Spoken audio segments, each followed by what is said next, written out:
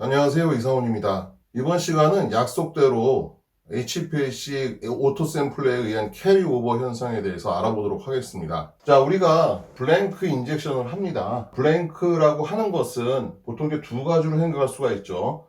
일반적으로 검액을 만들 때 사용됐던 용매만 인젝션을 하는 경우가 있고요. 그 다음에 제가 저번에 말씀드렸다시피 그냥 그렇게만 해가지고 인젝션을 하지 말고 용매를 샘플 프레퍼레이션 할 때 과정을 그대로 거쳐서 한번 인젝션을 하는 것도 실험실에 있는 그 어떤 오염물을 확인하는 데 좋은 방법이라고 말씀을 드렸습니다. 용매만 인젝션을 했을 때는 나오는 픽이라고 하는 것은 이제 그 이동상의 성분, 이동상에 들어있는 임퓨리티가 나올 수도 있고요. 혹은 용매에 들어있던 그러니까 인젝션을 했을 때 검액을 만들 때 사용했던 용매에 들어있던 임퓨리티로 나올 수가 있습니다. 그 다음에 샘플 프레퍼레이션을 공정을 과정을 거쳐서 인젝션을 하는 경우에는 이러한 임퓨리티 뿐만 아니라 실험실에서 존재할 수 있는 여러 가지 오염 물질에 대한 것도 마찬가지로 우리가 확인할 수 있다라고 말씀을 드렸었죠.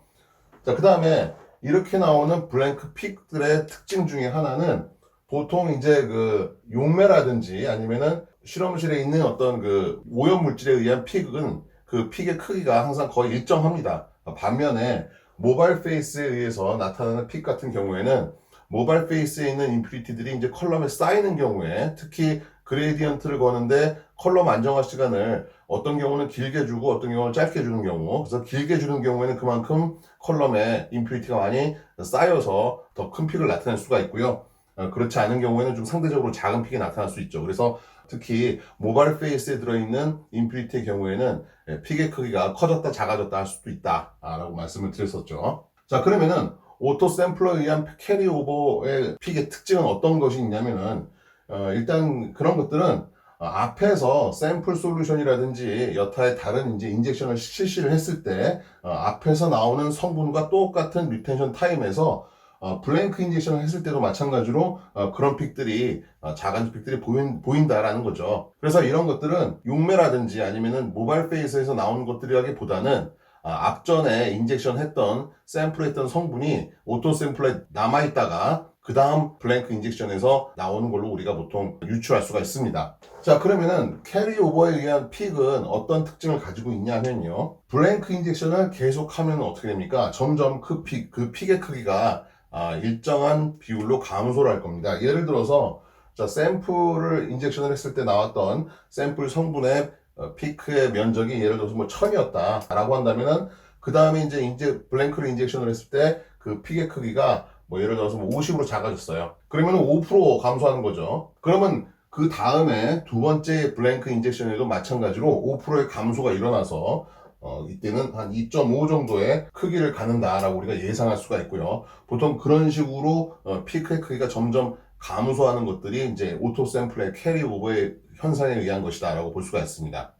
그래서 단순히 다일루션이 되는 그런 이제 픽의 경우, 그래서 이런 경우는 이제 감소율이 일정하잖아요. 그래서 보통 우리가 생각할 때 이런 식으로 볼 수가 있죠. 주입 횟수에 따라서 피크의 면적이라고 하는 것이 피크 에리아고요. 주입 횟수입니다. 그러면은 거기에 따라서 이제 이런 식으로 기하급수로 감소하는 것을 우리가 볼 수가 있죠. 그런데 가끔 가다 보면은 감소를 하더라도 이런 식으로 일정 비율로 감소하는 것이 아니라 예를 들어서 뭐 0.9, 0.8, 0.7 이런 식으로 감소하는 경우도 있을 수가 있습니다. 이렇게요. 이것도 마찬가지로 오토 샘플의 캐리오버 현상이라고 볼 수가 있는데요. 이런 경우는 이제 단순하게 다일루션에 의해서 점점 그 기하급수적으로 그 피크의 면적이 작아진다고 본다면은 이런 경우에는 오토 샘플러에 남아있는 성분이 어딘가에 흡착이 돼서 그래서 잘 씻어지지 않고 씻어내리지 않고 천천히 그 농도가 감소하는 것을 우리가 볼 수가 있죠. 이런 경우는 보통 이제 흡착에 의한 캐리오버다라고 우리가 생각할 수가 있겠습니다. 오토 샘플러에 의한 캐리오버 현상의 특징적인 픽의 성질에 대해서 말씀을 드렸는데요. 오토 샘플러라고 하는 것은 컬럼 앞단에 위치를 해 있죠. 그래서 일단 간단하게 이제 그 HPLC 시스템에서의 오토 샘플러의 위치를 본다면은 앞쪽에는 이제 그 펌프가 있고요. 그래서 이동상의 펌프에 의해서 이제 강제적으로 이쪽으로 밀어주는 거죠. 그러면은 컬럼에 들어가기 전에 이동상으로 이제 우리가 분석하고자 하는 시료를 로딩을 시켜야 됩니다. 그래서 오토 샘플에서 샘플의 인젝션이 일어난다라고 보면 되고요. 그러면은 회사마다, 제조사마다 오토 샘플러를 만드는 방식은 이제 여러 가지 굉장히 다양합니다. 그래서 그런 방식들을 일일이 제가 여기서 설명하기는 좀 힘들고요. 다만 공통적으로 이제 오토 샘플러가 구성되어 있는 것들 보면은 일단은 샘플 솔루션을 혹은 블랭크 솔루션을 집어넣은 바이알이 있을 겁니다. 바이알이 있고요. 그 다음에 바이알에 들어있는 샘플을 니들을 통해서 옮기죠. 그래서 바이알에서 니들로 가고요. 자, 그 다음에 니들로 들어간 것들은 컬럼으로 가는 라인으로 이제 보내줘야 되겠죠. 그래서 니들에서 뭐 튜빙으로 샘플이 옮겨질 거고요. 자, 그 다음에 튜빙에서 또 어디로 갑니까? 인젝션 밸브로 가겠죠. 밸브를 통과를 하고요. 그 다음에 이제 인젝션 밸브를 통과한 것이 다시 또 튜빙을 통해서 가고, 그 다음에 이제 컬럼으로 갈 겁니다. 자, 그럼 대충 이제 이런 식으로, 이런 이제 그 경로를 거치게 되는데요. 그러면 이제 요 경로에서 어느 부분에서 이제 그 샘플이 잔여를 할 수가 있느냐, 샘플 레지듀가 어디에 붙어가지고 이제 그 다음 블랭크 인젝션에 영향을 줄 수 있느냐를 우리가 한번 고찰을 해보면 되겠죠. 자, 먼저 바이알이라고 하는 것은 보통 이제 뭐 유리라든지 플라스틱으로 되어 있는 작은 이런 그죠? 이런 병을 씁니다. 그리고 보통 이제 한 용량은 1.5ml 정도 됩니다. 그리고 여기 지금 어떻게 합니까? 셉타로 막혀 있는 셉타로 막혀 있는 뚜껑을 이렇게 사용을 하게 되죠. 그래서 뚜껑 앞쪽은 이제 이런 식으로, 그래서 이 부분이 이제 셉타라고 할 수 있고요. 보통 이제 그 뚜껑을 덮지 않고 그냥 바이알에다가 샘플만 집어넣어서 인젝션을 하시는 분들도 계시는데요. 그렇게 되면은 오토 샘플로 캐리오버의 가장 큰 원인이 될 수가 있습니다. 왜 그러냐면은, 자, 이 뚜껑을 이렇게 닫는 이유는 샘플 솔루션이 대기하기 전에, 인젝션 되기 전에 이제 대기하면서 먼지가 들어가지 말라고 뚜껑을 닫는 게 아니에요. 지금 보면 뚜껑에 셉타가 지금 있잖아요. 그러면은 니들이 이 셉타를 통과를 합니다. 통과를 하고 이 안에 들어있는 검액을 빨아 당기고요. 그 다음에 이제 빨아 당긴 다음에 니들이 빠져나가야 되잖아요. 그럴 때 니들 외벽에, 니들 바깥에 묻어있는 검액을 셉타가 닦아주는 역할을 하는 겁니다. 그래서 보통 셉타라고 하는 것은 그 재질이 바람직한 재질이라고 할 수 있는 것은 이제 실리콘이고요. 약간 좀 두께가 있는 실리콘 재질의 셉타를 사용하시는 게 좋고요. 혹은 실리콘에 앞뒤로 뭐 예를 들어서 뭐 코팅이 되어 있는 PTFE로 코팅이 되어 있는 그런 실리콘으로 되어 있는 셉타를 사용하시는 게 좋습니다. 그래야지 니들이 들어갔다 나오면서 니들 바깥에 묻어있는 검액이 제대로 닦이거든요. 가끔 가다 보면 이제 좀 가격이 좀 싼 것들로 해가지고 셉타가 아니라 여기 뭐 호일이라든지 아니면은 PTFE 필름 이런 걸로 되는 게 있습니다. 근데 이런 경우는 니들이 들어가면서 찢어요. 찢으니까 니들이 나오면서 제대로 닦이지 않습니다. 실리콘 같은 경우는 어느 정도 두께도 있고요. 그 다음에 니들이 들어갔다 나오면서도 니들을 꽉 잡아주면서 바깥을 깨끗하게 와싱을 시켜주거든요. 그래서 이런 것들은 이제 사용하면 별로 안 좋겠죠. 그래서 이런 것들을 쓰지 마시고요. 좀 가격이 되더라도 실리콘 재질로 되어 있는 그런 셉타를 사용한 뚜껑을 사용하시는 게 훨씬 나을 것 같습니다. 그래서 첫 번째로 이제 바이알에 있는 셉타에 의해서 이제 와싱이 일어나죠. 그래서 거기서 제대로 와싱이 일어나지 않으면 이제 오토 샘플 캐리어의 원인이 되고요. 자, 그 다음에 니들도 마찬가지로 니들이 지금 보면은 바이알에만 있는 게 아니죠. 바이알에서 인젝션을 샘플을 빨아 당긴 다음에 그러면 이제 니들이 들어있는 니들 포트가 있습니다. 니들이 움직이기 전에 항상 니들 포트에 꽂혀 있죠. 니들 포트에 꽂혀 있는데 거기서도 마찬가지로 닦는다고 하지만은 뭐 제대로 안 닦이는 경우가 있거나 아니면은 만약에 니들 포트에 니들이 꽂혀 있는 상태에서 좀 압력이 많이 올라가면은 니들 안에 들어있는 검액이 밖으로 이렇게 빠져나오는 경우도 있을 수가 있습니다. 그래서 여기가 이제 이게 니들이다, 니들 끝부분이다 라고 했으면은 뭐 니들 포트만 이런 식으로 생겼어요. 이런 식으로 이제 생겼습니다. 이런 식으로 돼 있다라고 했을 때 지금 보면은 이 안에 이제 우리가 인젝션 하려고 하는 이제 샘플 솔루션이 들어있겠죠.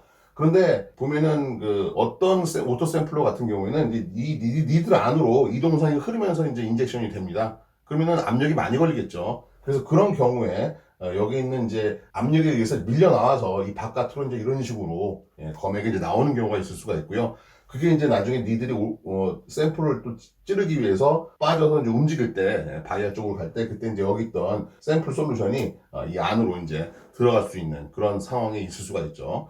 그래서 HPLC 제조사마다 이런 이제 니들 포트를 혹은 니들을 닦는 그런 이제 여러 가지 방안을 마련을 했습니다. 그래서 니들 와싱을 하는 방법 중에 하나가 뭐가 있냐면은 첫 번째로는 이제 와싱 바이알을 사용하는 겁니다. 와싱 바이알. 그래서 와싱 바이알이라고 하는 것은 이제 바이알 안에 와싱 솔루션을 집어넣은 상태에서 그래서 이제 그 안에 한번 담갔다가 빼면서 니들을 와싱 시키는 방법을 쓰고요. 혹은 이제 와시 솔벤트가 흐르는 니들 포트를 사용하는 경우 아마 보신 적 있을 거예요. 그 니들이 꽂혀 있는 그런 포트에 보면은 이제 약간 옆에 이제 벽을 세워가지고 끊임없이 그 와싱 솔루션이 이렇게 흐르게 해서 니들 외벽을 닦아주는 그런 이제 방식을 사용하는 경우도 있습니다. 그래서 이런 두 가지 경우가 있는데 뭐 어느 경우도 마찬가지죠. 와싱 바이알이 있는데 와싱 바이알을 오래 쓰면서 거기다가 뭐 교체를 좀 시켜줘야 되는데 제대로 교체를 안 시켜주는 그런 경우에도 이제 캐리오버가 생길 수가 있고요. 그 다음에 와싱 바이알도 마찬가지로 거기에 셉타가 있을 겁니다. 그런데 그것도 이제 계속 여러 번 쓰다 보면은 용매도 휘발되고 그 다음에 셉타도 오염되겠죠. 그러면은 이제 그게 와싱을 시켜주는 게 아니라 오염의 원인이 될 수도 있습니다. 자, 그래서 와싱 바이알 같은 경우는 이제 자주 교체를 주는 것이 좋고요. 그 다음에 이제 그 니들 포트를 계속적으로 흐르면서 이제 와시 솔벤트가 닦아주는 경우에도 마찬가지죠. 그래서 이때는 당연히 그 솔벤트가 계속 흐르니까 밖으로 이제 웨이스트 라인이 있을 겁니다. 그래서 웨이스트 라인이 막히거나 혹은 라인 자체가 뭐 접히거나 뒤틀리거나 해가지고 이제 배출이 원활하지 않은 경우에도 마찬가지로 그러면은 와싱 그 폴트가 하나의 오염원이 될 수가 있다라는 거죠. 그래서 웨이스트 라인도 이제 여러분들이 잘 보시고 혹시 뭐 막히거나 혹은 제대로 배출이 원활하지 않은지 한번 살펴보시는 게 좋고요. 여기도 마찬가지로 와시 솔벤트 자체를 자주 교체를 시켜 주셔야 됩니다. 그 다음에 중요한 게 뭐예요? 와시 솔벤트라고 하는 것은 샘플 솔루션, 그러니까 니들의 묻어있는 샘플 솔루션을 잘 씻어낼 수 있어야 되겠죠. 그렇게 되려면은 때에 따라서 우리가 검액을 만들 때 검액에 들어가는 조성이 다일론트의 조성이 이제 여러 가지가 있을 수가 있으니까 거기에 맞게 폴라리티를 거기에 맞게 조절을 해줘야 된다는 얘기죠. 와시 솔벤트는요 검액에 닿기만 해도 바로 재빠르게 그 검액을 깨끗이 씻어낼 수 있어야 되는데 만약에 와시 솔벤트를 바꾸지 않고 검액마다 와시 솔벤트를 바꿔줘야 되는데 그렇지 않고 그냥 하나로만 그냥 통일해서 썼다라고 한다면 어떤 경우는 닦이는데 어떤 경우는 안 닦이고 계속해서 캐리오버 픽을 만들어낼 수가 있습니다. 그래서 폴라리티를 그때그때 검액마다 우리가 바꿔주는 것이 좋다라는 거죠. 그래서 와시 솔벤트에는 보통 이제 물과 그다음 용매를 보통 섞어서 많이 사용을 하는데요. 그러면은 만약에 검액 자체가 굉장히 논폴라하다라고 하면은 좀 용매의 농도를 좀 높여주시고요. 만약에 검액에 솔트가 많이 들어있다라든지 아니면 물이 많다라고 하면은 그때는 와시 솔벤트의 물의 양을 좀 더 높여주면서 우리가 닦아주는 것이 좋겠습니다. 그리고 필요에 따라서 와시 솔벤트에다가 이제 산이나 염기를 사용하는 경우도 있는데 산 염기를 사용할 때는요. 웬만하면은 발라타일한 거, 휘발성 산염기를 사용하시는 게 좋습니다. 어차피 오토샘플러라고 하는 것은요, 항상 조금이라도 색이 마련입니다. 완벽하게 밀봉되어 있는 그런 오토샘플러는 없어요.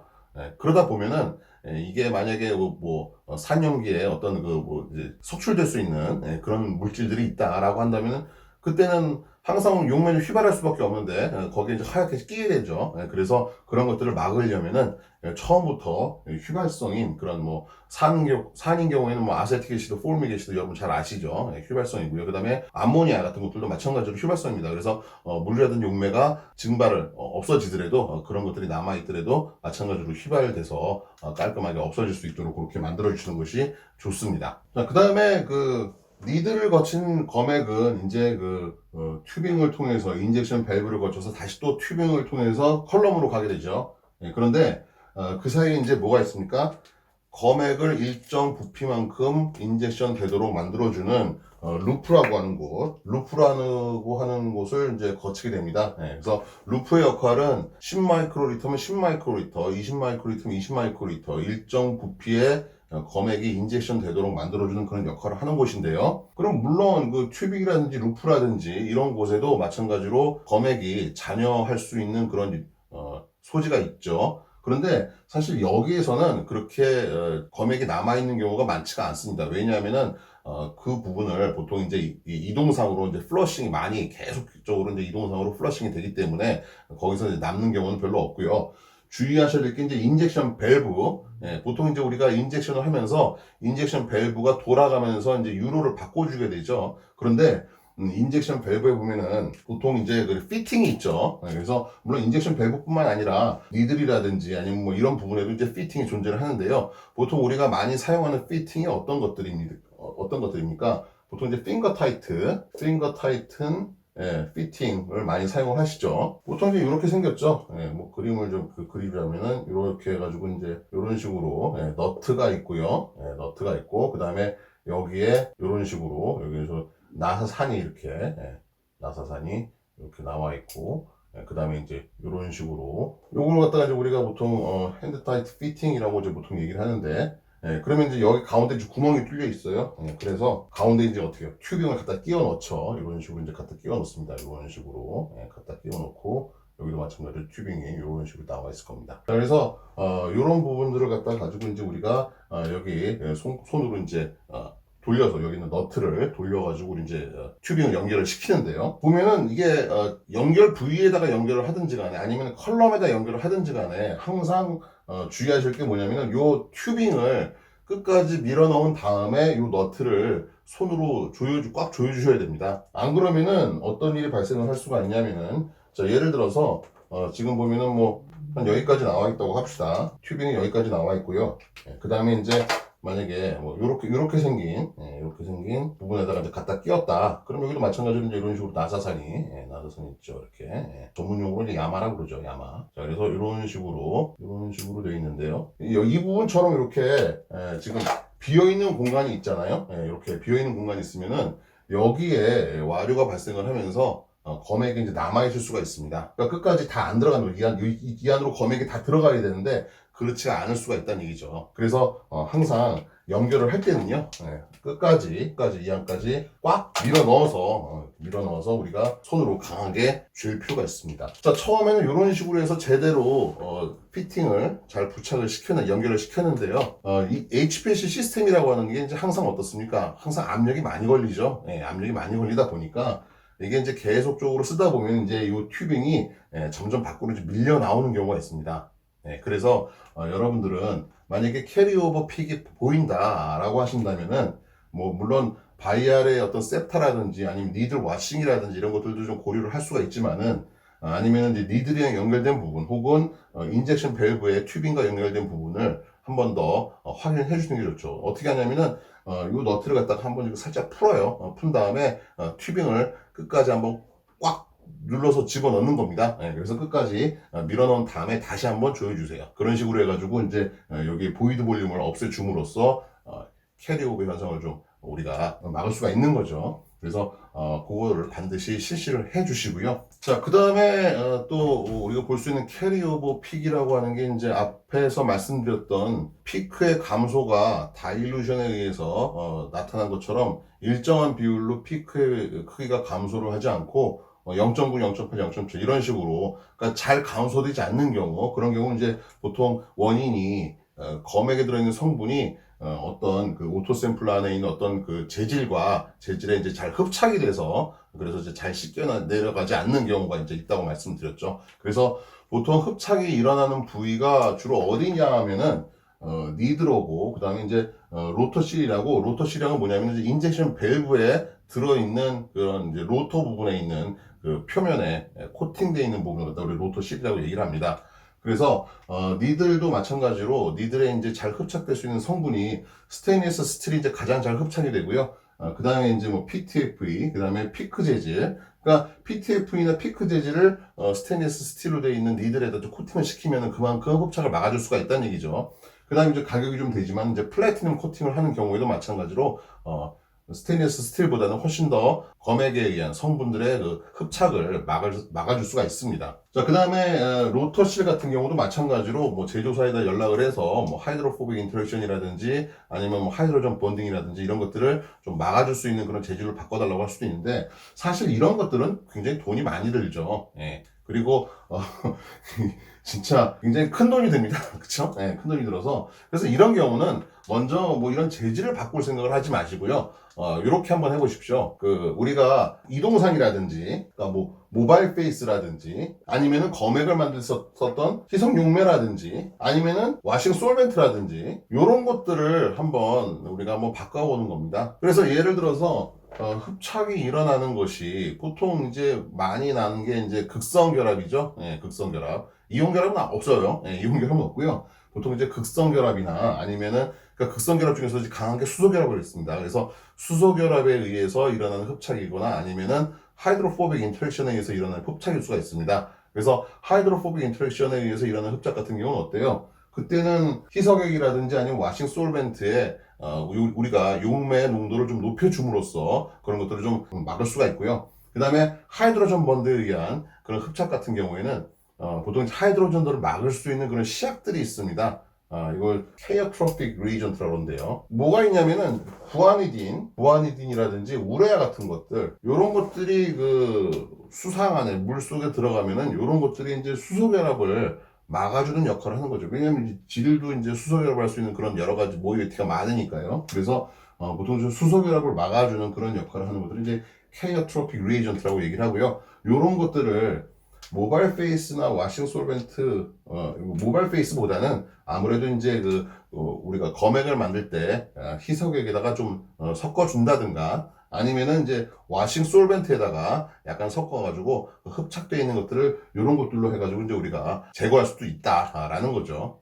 실제로 오토 샘플러에서 캐리오버 현상이 캐리오버 픽이 만들어지는 건요 전혀 드문 일은 아닙니다. 그래서 여러분들 한 번씩 아마 다 겪어봤을 거라고 생각을 하고요. 그 다음에 오토 샘플러에 의한 캐리오버는요 우리가 막을 수가 없어요. 완전히 없앨 수는 없습니다. 다만 그 정도를 좀 저하시키는 거죠. 그러다 보니까 우리가 오토 샘플러 캐리오버 현상은 있을 수밖에 없는데 이것도 이제 우리 좀 생각을 해봐야 되죠. 만약에 우리가 그 시험의 기준이라고 하는 것이 예를 들어서 플러스 마이너스 뭐 15%이 안에만 들면 된다라고 하는 굉장히 넓은 기준을 가지고 있는 경우에는요.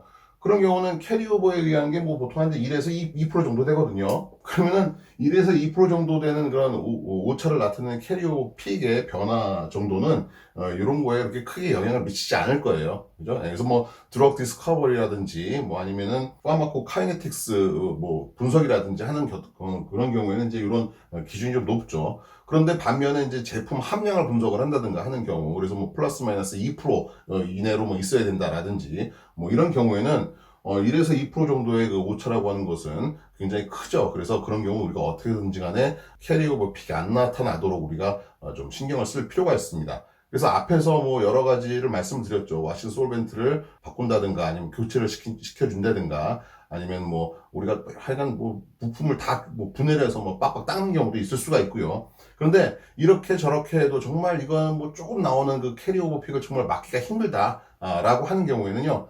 이런 방법을 또 써보는 것도 이제 효과가 있죠. 그래서 첫 번째는 뭐냐면은 우리가 농도를 이제 보통 샘플 솔루션의 농도를 아는 경우가 있고 모르는 경우가 있어요. 그런데 이제 알고 있는 경우, 뭐 예를 들어서 스탠다드 캘리브레이션 커브를 갖다 그린다든가 아니면은 뭐 기타 어떤 그 샘플링을 했는데 이 샘플 같은 경우는 좀 상대적으로 다른 샘플보다는 더 농도가 높다 낮다라는 걸 아는 경우가 있죠. 그래서 샘플 솔루션의 농도를 어느 정도 아는 경우에는 낮은 농도에서 높은 농도로 인젝션 순서를 정해서 하게 되면 어떻게 됩니까? 그만큼 캐리오버에 의한 효과를 좀 줄일 수가 있겠죠. 그래서 캐리오버 픽에 의한 오차를 좀 줄일 수가 있고요. 두 번째는요, 중간중간에다가 블랭크 솔루션을 시키는 겁니다.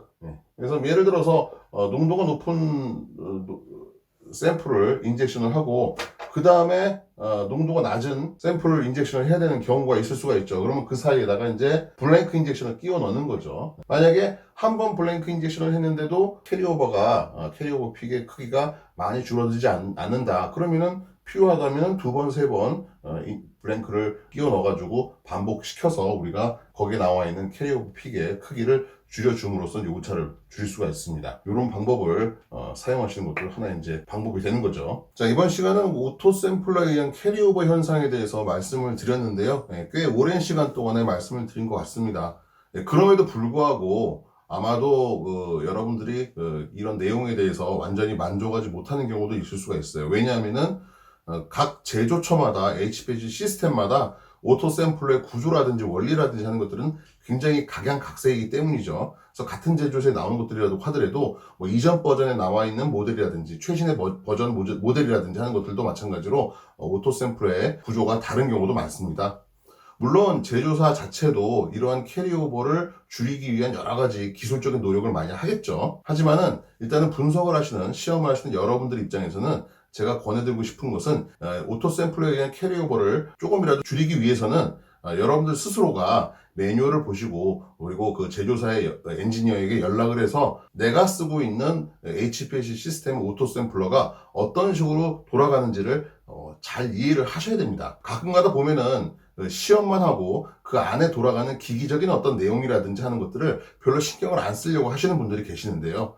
사실 분석을 제대로 하기 위해서는요, 여러분들이 사용하시는 기기에 대해서 완전히 통달을 하시고 그 기기 성질을 잘 파악을 하셔야 되죠. 그래서 여러분들이 좀 힘들더라도 지금이라도 제조사에서 나온 여러 가지 매뉴얼들 있죠. 오토 샘플에 관련된 매뉴얼들을 열심히 좀 숙지를 하시고요. 구조라든지 라인 뭐 구성이라든지 이런 것들을 좀 잘 파악을 하시는 게 조금이라도 오토 샘플러의 캐리오버 현상을 줄이는데 많은 도움이 될 겁니다.